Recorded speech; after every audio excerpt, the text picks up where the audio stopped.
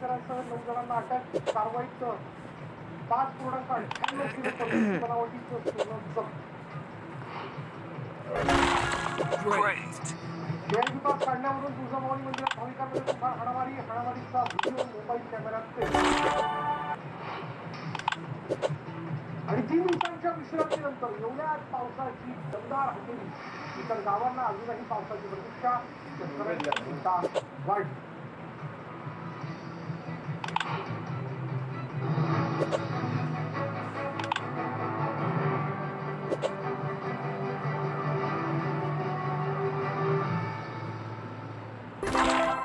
आता पाहूयात एक राजकीय घडामोडी. ठाकरेंच्या पक्षातील तब्बल 14 आमदार एकनाथ शिंदेच्या संपर्कात असल्याची जोरदार चर्चा रंगली. राजकीय पहिल्यांदा आमदारांचं बंड, त्यानंतर खासदारांची साथ आणि आता पुन्हा एकदा ऑपरेशन टायगर चर्चा महाराष्ट्राच्या राजकारणात खळबळ उडवताना दिसते.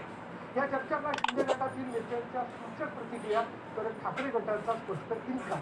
त्यामुळे या राजकीय घडामोडींमागचं नेमकं सत्य काय पाहूया हा विशेष रिपोर्ट.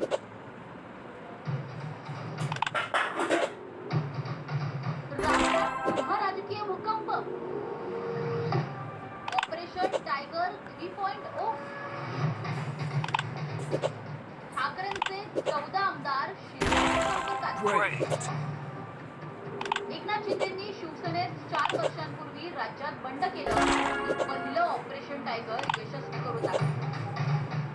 त्यानंतर शिवसेना ठाकरेंच्या पक्षातील 6 खासदारांना गळाला लावून ऑपरेशन टायगर 2 यशस्वी करून दाखवलं.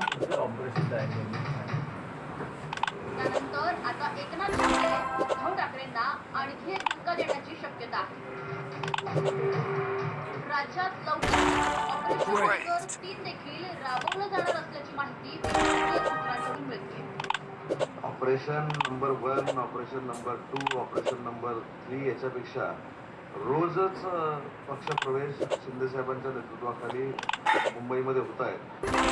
प्रत्येक ऑपरेशनला आता नंबर द्यायला गेला तर दर दिवशीचं एक ऑपरेशन असं 365 पर्यंत नंबर तुम्हाला द्यावे लागतील. परंतु आमदारांचीच जर इच्छा असेल, महाविकास आघाडीच्या आमदारांचीच इच्छा असेल की आम्हाला एकनाथ साहेबांचं नेतृत्व स्वीकारायचं आहे, मग ते आम्ही का नाकारावं?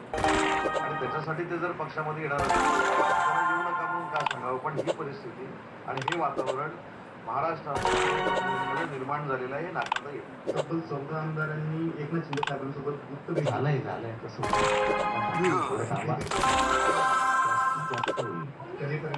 बघा ना स्वतः उद्धव ठाकरेंचे चिरंजीव आदित्य ठाकरेंनी कबूल केलेला आहे. जेव्हा ते गाडीवर हात फिरवतात तेव्हा टायगर सक्सेस होतो. ठाकरेंच्या पक्षाचे राज्यात 20 आमदार आहेत. एकनाथ शिंदे सोबत यातील 14 आमदारांची गुप्त बैठक झाल्याची माहिती मिळते. ऑपरेशन टायगर 3 मध्ये आता ठाकरेंच्या पक्षातील 14 आमदार सहभागी होणार असल्याची माहिती सूत्रांनी दिली. लोकसभा पाठोपाठ आता विधानसभेतही शिवसेना पक्ष आणखी